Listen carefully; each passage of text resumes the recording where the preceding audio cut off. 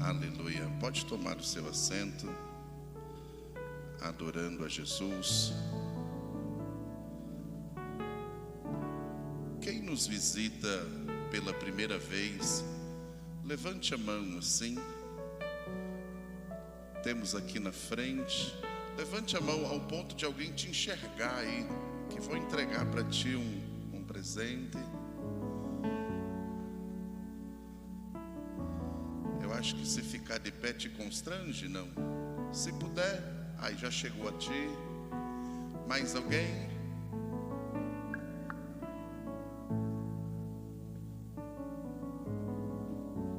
Sejam muito bem-vindos. Nós estamos na casa do Pai e Ele se faz presente, amém?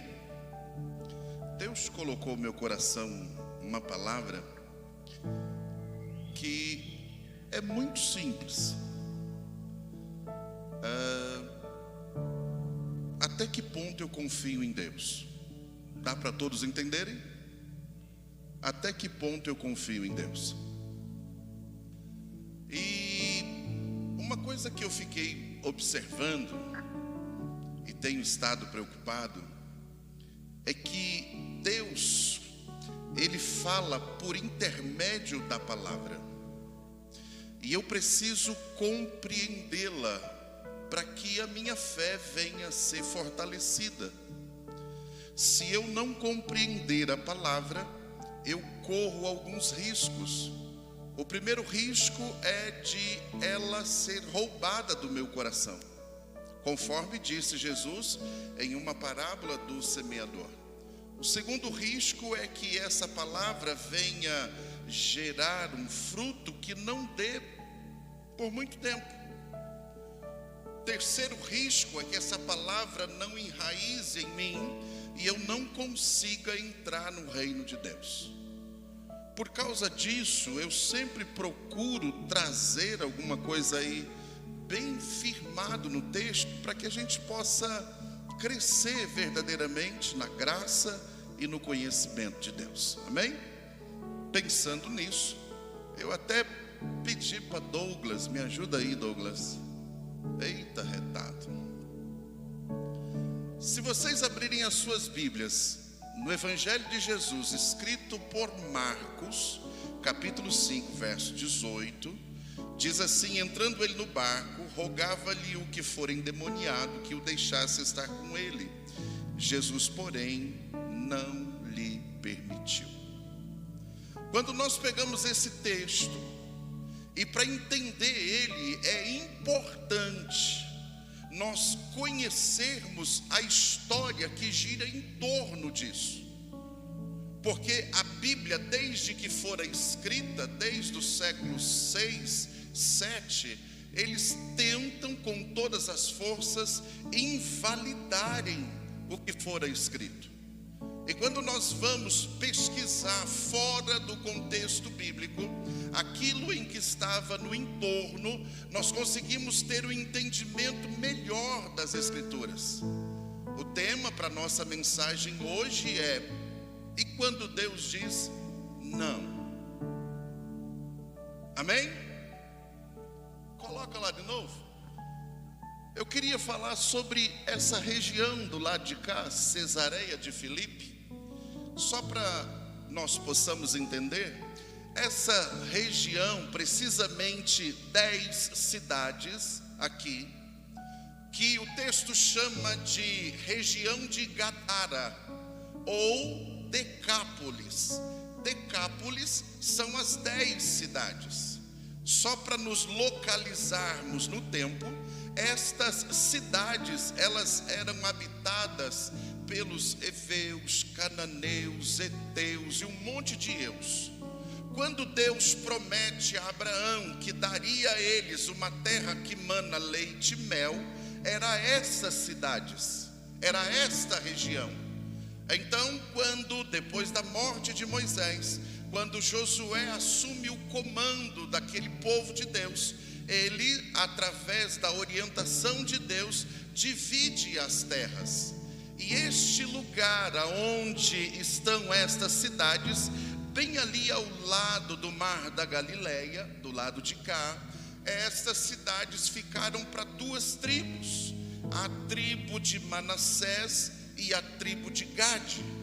Essas tribos, dentro dessas localizações, ficaram até o período monárquico, quando assumiu Saul, depois Davi, depois Salomão. O filho de Salomão teve um problema com seu irmão e aí dividiu o reino, ficando o reino norte e reino sul. Então este lugar passou a ser habitado pelo reino norte, que era conhecido como Israel. Passando o tempo, precisamente 568 anos, Deus levanta a Síria, o império, e acaba destruindo esse lugar, destruindo o reino norte, o reino de Israel, esparramando todos os judeus para o mundo todo e colocando nessas cidades todos os outros povos em que eles tinham conquistado. Agora esta terra não habitava mais por judeus, habitava por pessoas de outras etnias. Em 63 antes de Cristo, Pompeu, um grande cidadão romano, eles dominam essas cidades e chamam elas de Decápolis. Dentro dessas 10 cidades, nós vemos que elas eram ligadas não de uma forma política em si, pois todas elas tinham a sua autonomia local. Ela também não era dominada pelo Império Romano, porém o governo romano é quem estabelecia ali alguns limites de atuação para eles, como era daquela época. Quando pesquisamos ainda, vemos que estas cidades, elas se juntaram por causa da localização, que era montanhosa, portuária, por causa da cultura, que eram praticamente a mesma nessas cidades. E quando a gente passa por esse período romano e entra nos evangelhos, a qual é feita uma menção dela, no tempo de Jesus, Jesus chama, ou os judeus chamam essas cidades de terra dos gentios. Se pegarmos o ministério de Jesus, Jesus foi para essas terras 2 vezes. A primeira vez ele foi nessa ocasião. A primeira vez ele foi com seus discípulos e chegando ali, se pegarmos Marcos capítulo 1, diz: e chegaram do outro lado do mar, as províncias do Gadareno. Põe a outra foto aqui para mim. Essa era a cidade montanhosa, o Mar da Galileia. E o texto diz que quando Jesus atravessa o mar, acontece algo bem interessante. Se nós olharmos para o contexto geral, as 10 cidades, temos um entendimento. Se olharmos ou focarmos para a cidade em si, chamada Gadara, como que era o nome da cidade? Era uma das 10 cidades de Decápolis. Era ali, na época de Jesus, habitada somente por gentios e não judeus. Judeu não ia para lá. Judeu não tinha confiança de estar lá, porque o alimento era diferente, a cultura era diferente, a adoração era diferente. Eles adoravam deuses gregos e eram politeístas, isso é, adoraram vários deuses. Os judeus não adoravam vários deuses. O instrumento de adoração dos judeus era, quando se fala de animais, era cordeiro, era bode, era novilho. E quando pegamos o sistema de lei cerimonial, nós vemos que Deus proibira os judeus de se alimentarem de porcos. E eles, ali em Gadara, tinha na região montanhosa, aleluia, criadores de porcos. que eram justamente usados para a adoração das divindades gregas. Então em Gadara era comum você ver pessoas nesses tipos de comércio, de vender e comercializar porcos. Hoje essa cidade, ela é chamada por Curse. E eu estava estudando um pouquinho sobre a arqueologia bíblica, e eu me deparei com uma informação muito interessante. Na cidade de Cus foi encontrado um grande templo cristão construído no século IV. Se pararmos para observar que Gadara não era habitada por judeus, que Decápolis não era uma cidade aonde o cristianismo está envolvido no ministério de Paulo. Então vem uma pergunta: como os arqueólogos encontraram ali uma grande igreja, um grande templo de adoração ao Deus em que nós servimos? E aí eu precisei voltar para o texto. E quando nós voltamos para Marcos, capítulo de número 5, nós vemos lá uma pessoa cujo texto não diz o nome, apenas chama ele de Gadareno. Gadareno era por causa de Gadara, a cidade em que ele morava. E se nós formos usar alguns recursos teológicos da hermenêutica para tentar entender o texto, então vem, quem era esse Gadareno? Quem era ele? Qual é o seu nome? E quando vamos procurar, pesquisar, nem a história mostra o nome dele.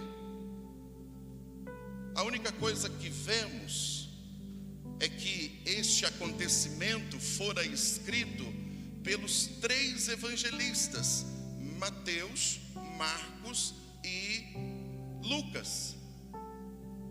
Quando pegamos o escrito ou relato de Mateus, nós vemos ele dizer que tinham 2 endemoniados.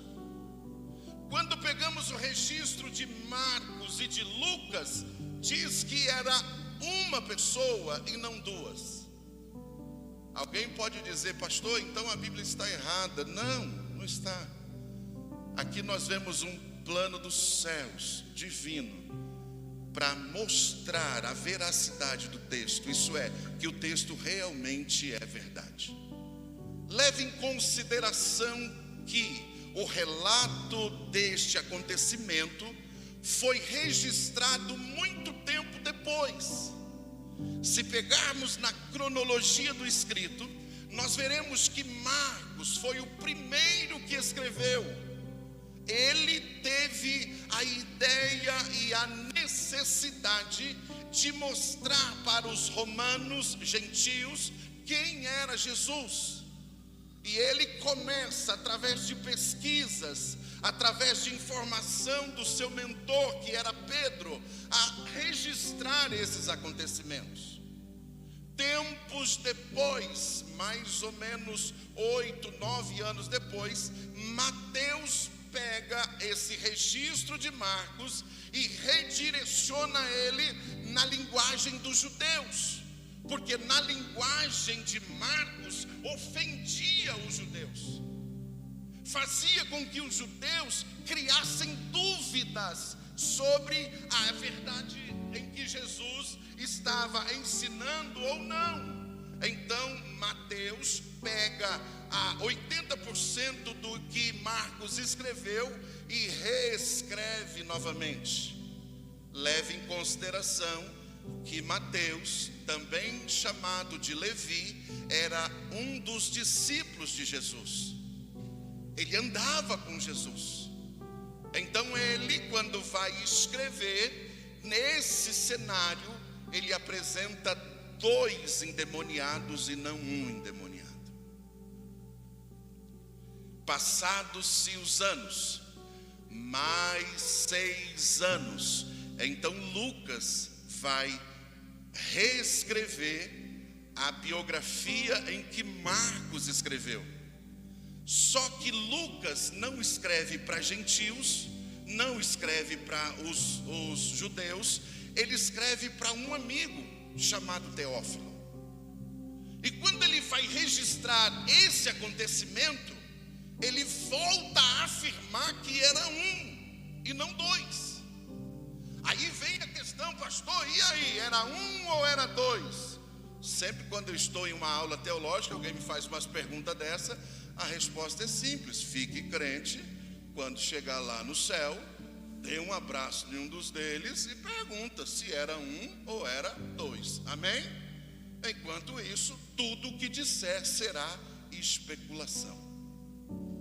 Quando nós pegamos o relato do texto, apresentando a história, não muda nada, apenas a questão de um ou dois. Porém, o registro subsequente daquilo é igual nos três. Leve em consideração que esses três evangelhos, Mateus, Marcos e Lucas, são conhecidos por sinóticos, isso é, um acontecimento olhado por três direções diferentes. Vocês estão me entendendo?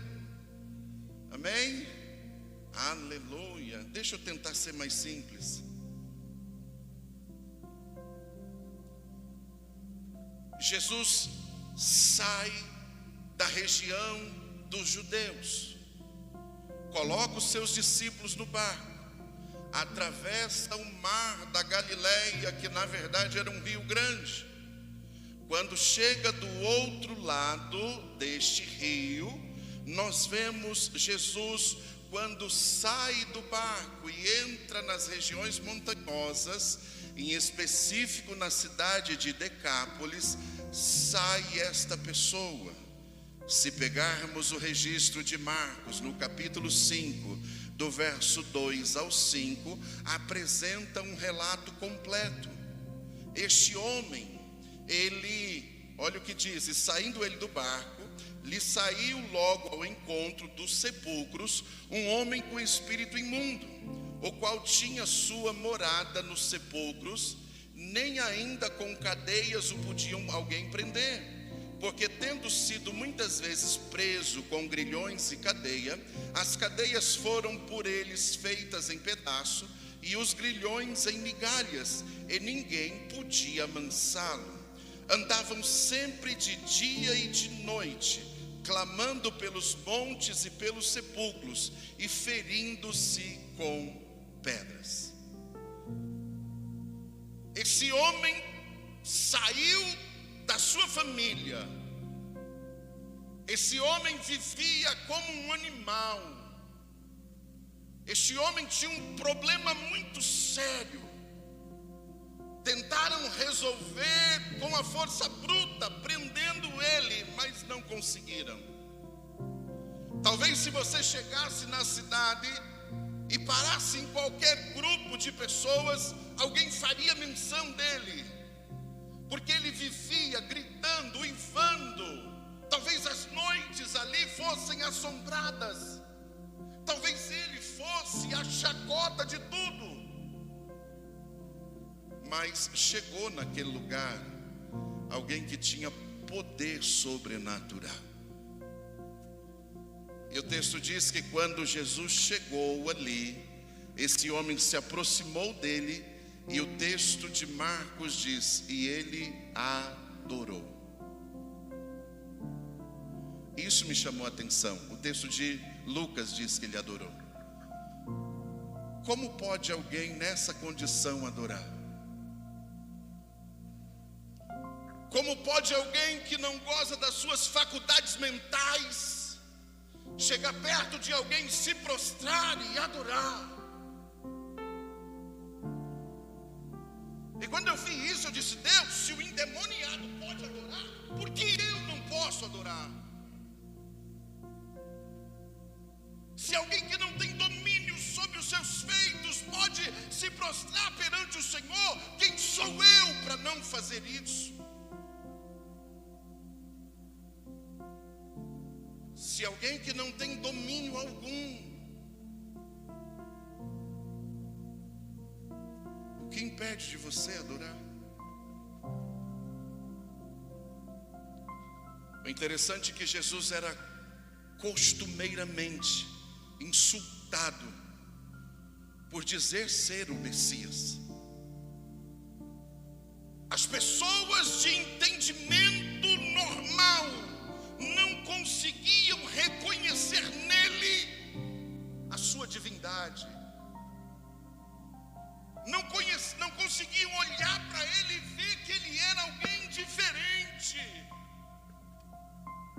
Mas o endemoniado viu. Falou: Jesus.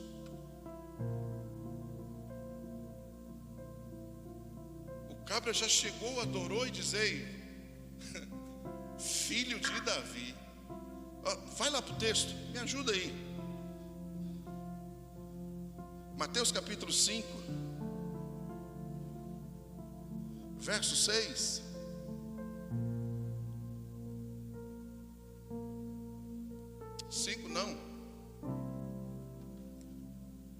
Oh, glória. Mateus capítulo 8.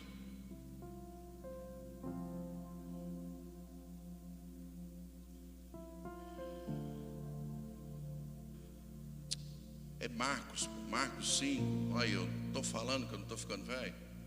Marcos 5, verso de número 6 e 7. Quando viu Jesus ao longo, correu e o adorou. Verso 7, clamando com grande voz, disse: que tenho eu contigo, Jesus, Filho do Deus Altíssimo? Conjuro-te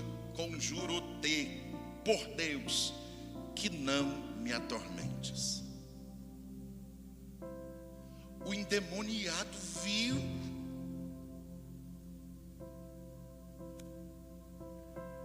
Reconheceu.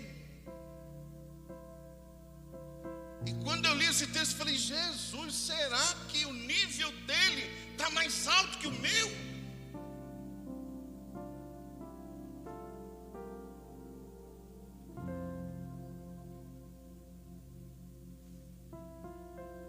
Jesus começou a repreender. Enquanto Jesus estava repreendendo aqueles demônios, pois o texto diz que eram muitos, e eles se manifestando, dizem: por favor, não nos tire, não nos mande para fora dessa província. Aí, para eu entender isso, eu preciso ir para Gálatas capítulo 6. Quando o apóstolo Paulo estava ensinando ali os irmãos das igrejas das Galácias, ele estava dizendo assim: ó, você não tem que lutar contra a carne, contra sangue, isso é contra a pessoa em si, mas sim contra principado, potestades e hostes. São grupos de demônios. Principado atuam em países, potestades atuam em cidades, hostes pode até entrar no nosso meio.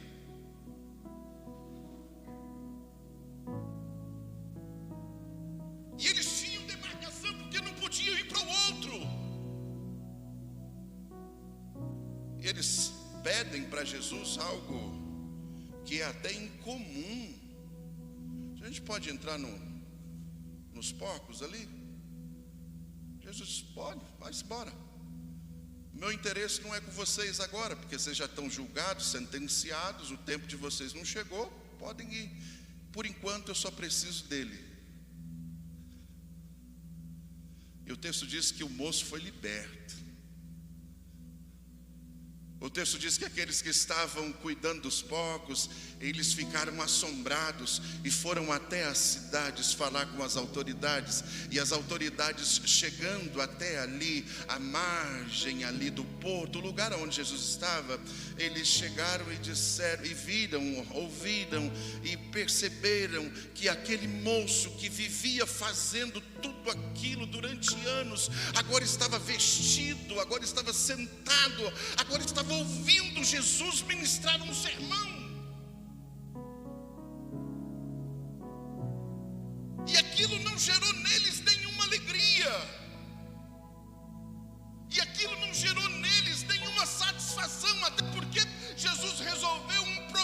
social.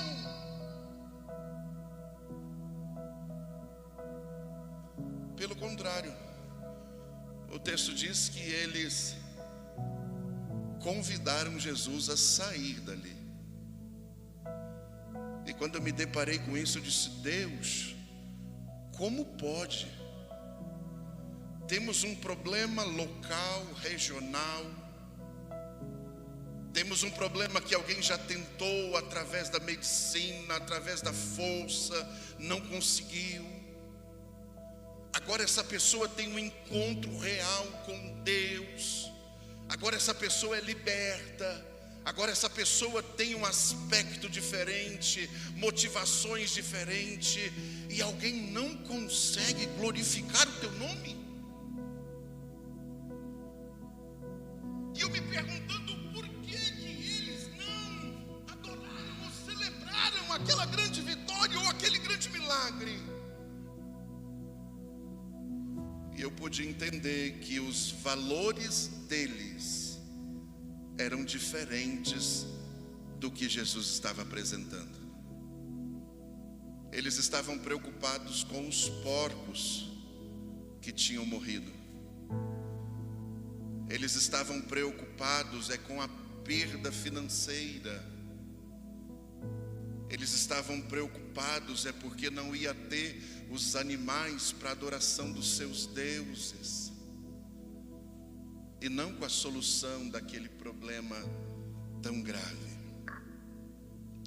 E quando eu comecei a pensar nisso, nós vemos no finalzinho do relato como Jesus foi expulso da cidade. Jesus sempre é gentil, voltou para entrar no barco e atravessar o mar de novo. Quando ele entra no barco, o texto diz que aquele moço, agora em sã consciência, ele diz a Jesus: Jesus, deixa eu ir com vocês. Jesus diz a ele: não. E quando Jesus disse não, eu falei: eita Deus. Aí eu parei para pensar em mim mesmo. Eu estou preparado para ouvir um não de Deus? Cá entre nós, vamos ser sinceros conosco mesmo. Você não precisa nem se manifestar. Qual foi a vez que você orou pedindo a Deus algo esperando um não? Qual foi a Deus que você fez valer aquela oração ensinada por Ele lá em Mateus capítulo 6, porque nós chamamos de Pai Nosso? Qual foi a oração, qual foi a vez que você diz: ó, vem o teu reino, faz a tua vontade na minha vida? A vontade de Deus pode ser feita na minha vida quando eu estou em perigo, mas e quando eu quero alcançar algo? A vontade de Deus pode ser feita na minha vida quando eu estou passando por uma situação desfavorável, mas quando eu quero romper, eu vou orar, eu vou apresentar a Deus, esperando um não?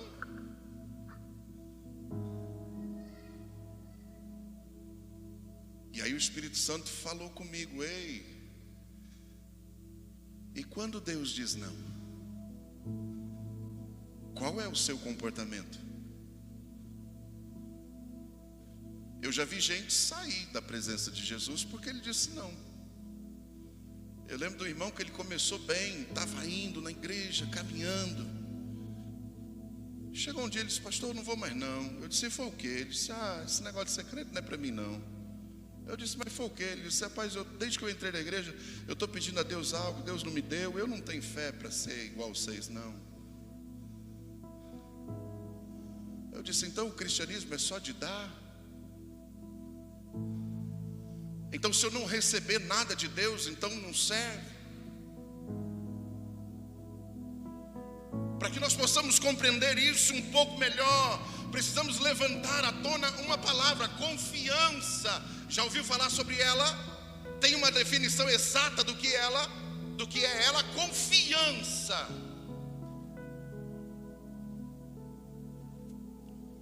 A confiança gera segurança. A confiança gera estabilidade. A confiança gera paz. E quando a confiança é comprometida,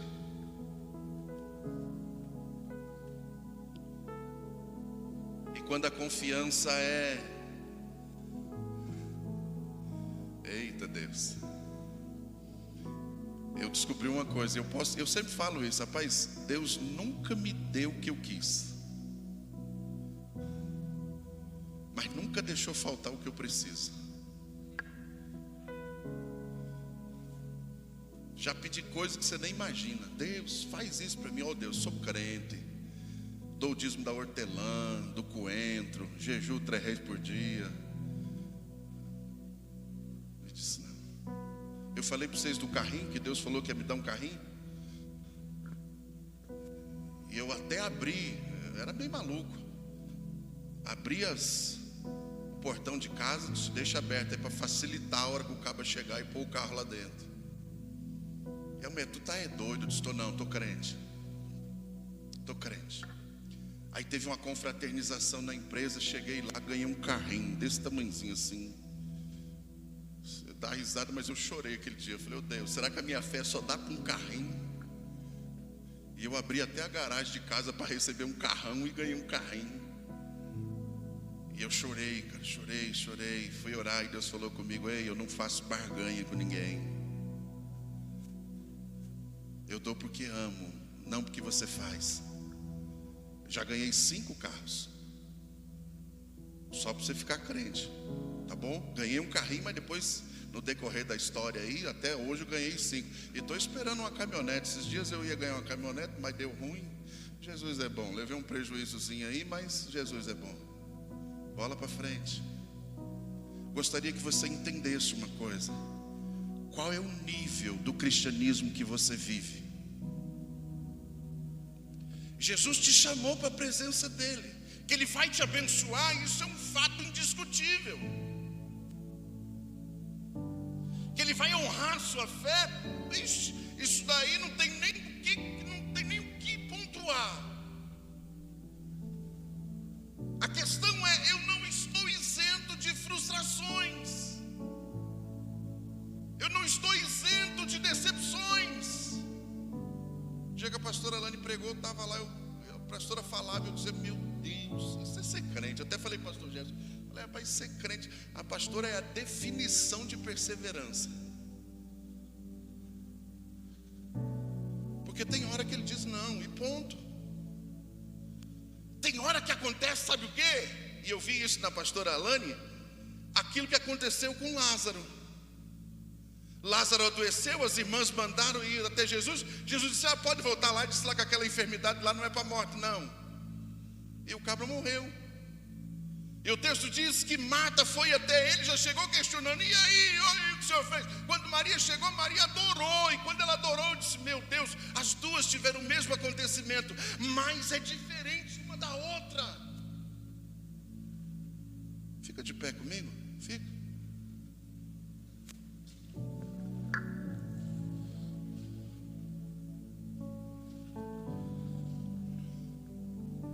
Ei, Jesus disse não para aquele cara.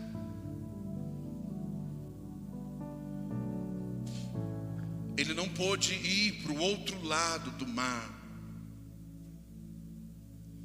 Ele não pôde fazer parte dos discípulos que caminharam com Jesus. Coloca aí a terceira foto, a última.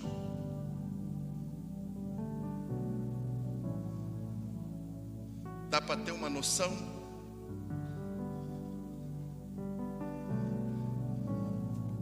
No século IV, quando Constantino se converte ao cristianismo, faz um censo na cidade de Gadara, 80% da cidade se converte ao cristianismo, por causa de um não de Deus. O não de Deus não te mata. O não de Deus te preserva. O não de Deus não quer dizer que Ele te abandonou, não quer dizer que Ele te esqueceu. O não de Deus tem um propósito. propósito que talvez você não consiga entender, um propósito que há momento, quando a gente ouve, traz uma desestabilidade, mas depois produz frutos. Mas depois, aleluia, no decorrer dos dias, no decorrer da história, percebemos que se ele tivesse dito sim, não teríamos feito o que fizemos, não teríamos alcançado o que alcançamos. Por isso a palavra profética para a sua vida nessa noite é: confia no Senhor, porque todas as coisas cooperam para o bem daqueles que amam a Ele, aleluia. Mesmo que Deus diga não naquele momento, entenda, Ele não perdeu o controle das coisas, aleluia. Você consegue entender isso? Fecha aí os seus olhos, porque hoje nós vamos fazer uma revisão da confiança que nós temos em Deus. Hoje você precisa parar e olhar para dentro de si e dizer: Deus, toma conta da minha história, Deus me direciona, ainda que eu não entenda, ainda que o seu não me machuque, ainda que eu ache uma perda, ainda que eu ache, Deus, que está acontecendo o oposto àquilo que eu tenho buscado e orado, apenas entenda algo: Deus está trabalhando além das suas vistas, além do seu entendimento, além dos seus olhos. Apenas adore, porque quando você adora, Ele gera milagres. Quando você adora, Ele faz coisas sobrenaturais, aleluia. E se aquele moço ainda possesso adorou, então você pode adorar também, porque possesso você não está, você está aqui na presença dEle, aleluia. Louvado seja o Senhor. Começa a rever aí algumas coisas, porque às vezes desmotivamos por causa de não. Às vezes alguém para porque Deus ficou em silêncio. Às vezes alguém recua porque não saiu conforme ele queria, conforme ele planejava. Eu lembro que esses dias eu estava dizendo: Deus, o Senhor podia fazer isso. Eu dei todas as dicas. O Senhor podia usar ele, aquele, aquela, aquilo. E quando eu ia dando dica, ia gerando uma paz dentro de mim. Passou uma hora, Deus não fez. 2 dias, Deus não fez. Uma semana, Deus não fez. Eu disse: Deus, e as minhas dicas? Aleluia. E eu percebi que elas não valiam de nada. Aleluia. Eu percebi que eu tentar convencer a Deus não vale a pena. Eu entendi que tentar fazer com que Deus me diga sim não é legal. A melhor coisa é Ele direcionar, a melhor coisa é Ele conduzir, porque Ele é o bom pastor. Ele tem pastos verdejantes, Ele tem águas tranquilas, Ele tem refrigério para aqueles que confiam. Então confie no Senhor, aleluia. Adore a Ele. Quando tudo diz que não, Espírito de Deus, Sua voz me encoraja a prosseguir. Deus da glória.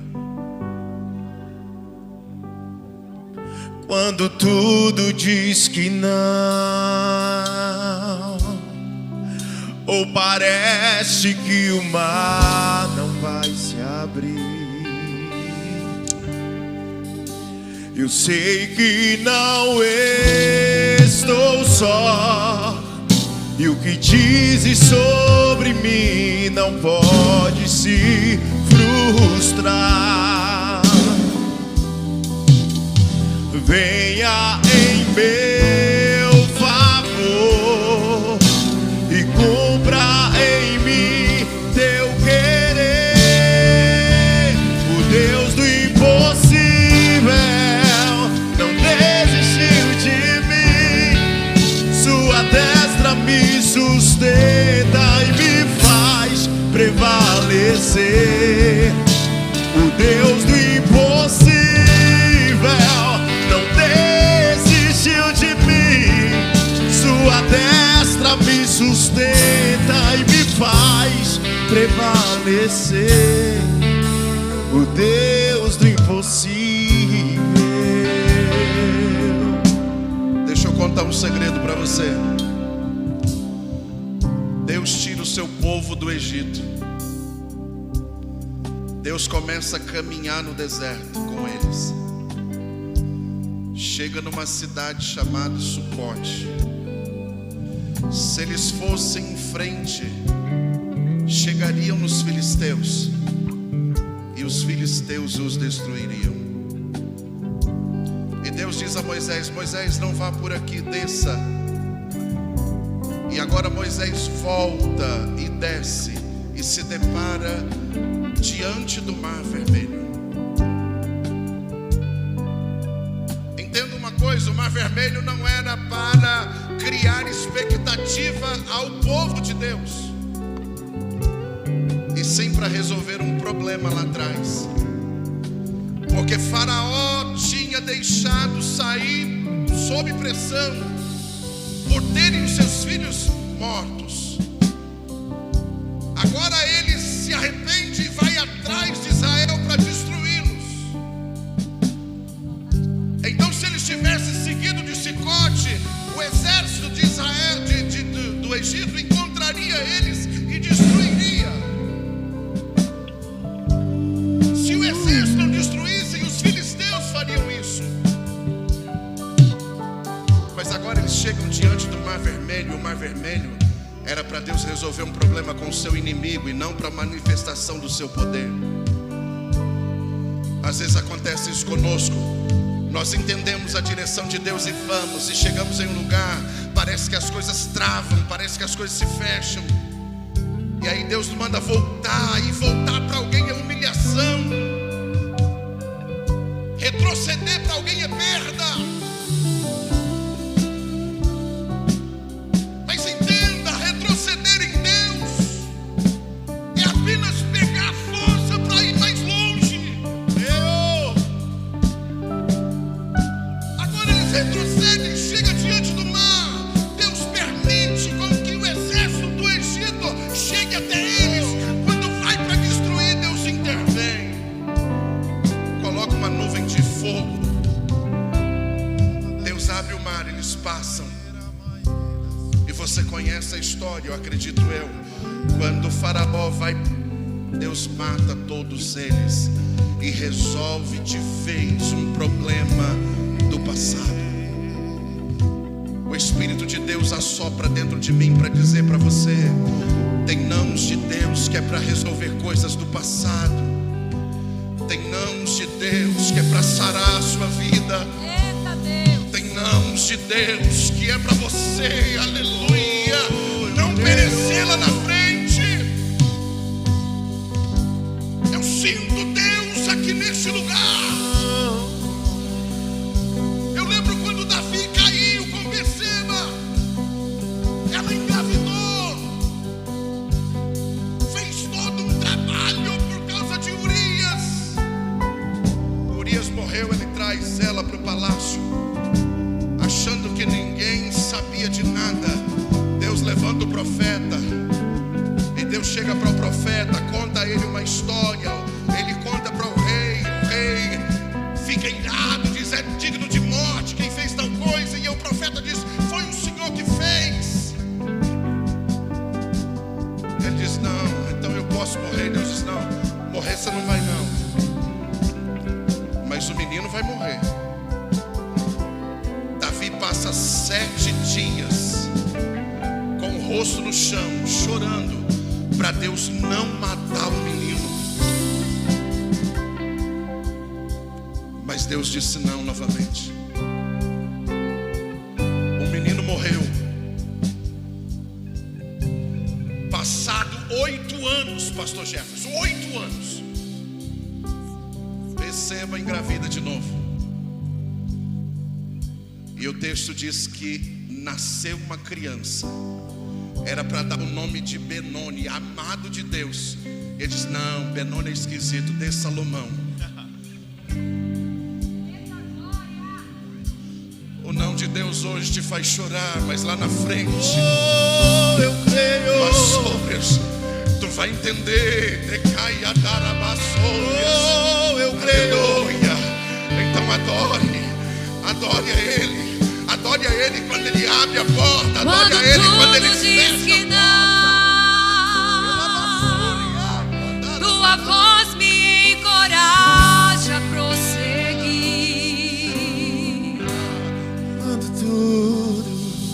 Quando tudo diz que não, ou parece que o mar não vai se abrir, eu sei que não estou só, e o que dizes sobre mim não pode se frustrar. Venha em teu amor E cumpra em mim meu querer. O Deus do impossível não desistiu de mim. Declare isso, meu irmão. Sua destra me sustenta e me faz prevalecer. O Deus do impossível não desistiu de mim. Sua destra me sustenta e me faz prevalecer. O Deus do impossível. Ele é O Deus do impossível não desistiu, não desistiu, não desistiu. Deus impossível.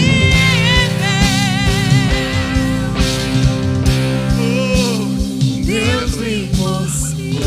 Eu queria fazer um convite para você que ainda não aceitou Jesus como seu Salvador. Talvez você tenha andado errante, distante. Talvez as coisas não tenham feito muito sentido na sua vida.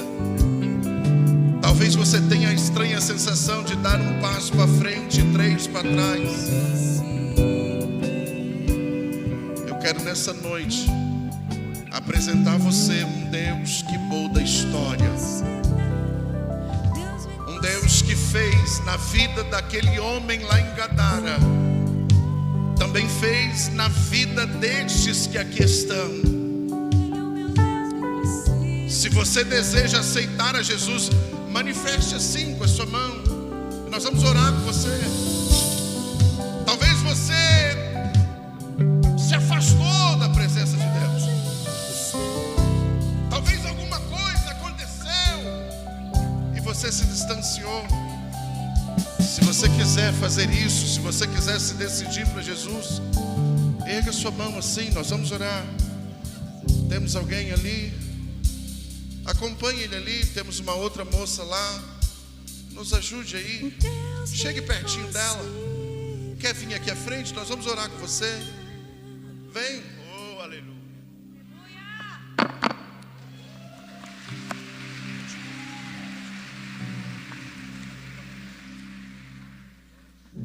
Temos mais alguém? Eu passei dessa fase de precisar de números. Não. Eu acredito que Deus transforma vidas quando se manifesta, quando se não manifesta. É que o texto bíblico diz: fica aqui perto dela, irmã Zezinha. Oh glória, me ajuda aqui. Aleluia, a bênção é completa. Eu acredito que Deus é aquele que faz coisas que ser humano nenhum pode fazer. Por isso eu sou crente. Se Deus não der nada até o dia da morte, eu digo: Deus, me ajuda a continuar sendo crente. Se Deus der tudo que eu tenho, que eu preciso, ou que eu quero, que eu preciso, não, que eu preciso, mas o que eu quero, talvez alguém se afaste. Feche seus olhos aí. Estenda suas mãos para cá. Quem já passou por esse processo sabe a importância dele. Porque se eu crer em Jesus e confessar com os meus lábios, então sou salvo. Este é o momento que o Espírito Santo deixa de atuar fora e passa a entrar na vida deles, passa a fazer morada, passa a tirar angústia, passa a curar feridas, passa a trabalhar, a direcionar. Este é o melhor momento da vida de alguém. Este é o momento em que Deus redireciona. Este é o momento que Deus começa a trabalhar. Deus começa a gerar gozo, esperança, expectativa diferente. Deus começa a dar a alegria da salvação. Talvez você até perdeu essa alegria, mas nessa noite é o momento de nós sermos renovados. Quer orar por ele, pastorzão? Chega cá. Eu não preciso transformar pedras em Senhor Jesus, eis aqui os teus filhos que essa noite estenderam as mãos, Senhor Deus, e disseram: eu quero esse Jesus que muda a história. Eu quero esse Jesus que muda, para que Ele possa mudar a minha história. Deus, escreve o nome deles no livro da vida, Senhor Deus. Oh Jesus, para que eles possam, Senhor Deus, quando soar a trombeta, eles possam se encontrar ali, Jesus, para cear conosco por toda a eternidade. Em nome de Jesus, abraça ela. Abraça ela. como um deserto, isso vai. Oh, aleluia, abraça ela aqui. Por isso resistindo Abraça estou, e Abraça quando a ele. minha força se esgotar, Deus está entregando cura no coração de vocês essa noite. Ser curado em nome de Jesus. Ser curado. Deus trouxe vocês aqui para receber cura, porque o não de Deus produziu em vocês essa noite cura. Por todos os processos que vocês viveram até esse momento, para que Deus possa se caracterizar no coração de vocês de uma maneira plena, de uma maneira única, e de uma maneira muito forte. É chegado o tempo em que Deus vai modificar a história de vocês. A história de alguém que vivia em um lugar separado, para alguém que vai viver a plenitude de Deus. A plenitude de Deus, em nome de Jesus Cristo. Olha para trás aí. Vocês ganharam uma família. Somos milhares de milhões por toda a terra. Sejam bem-vindos ao arraial do povo de Deus. Sejam bem-vindos. e te adorar. Erga suas mãos aos céus. Sustenta-me de pé. Eu não vou, Cante isso. não vou perder a guerra. Te louvar em meio às tentações. É mais que estratégia. Eu posso não ver o amanhã, mas hoje sei.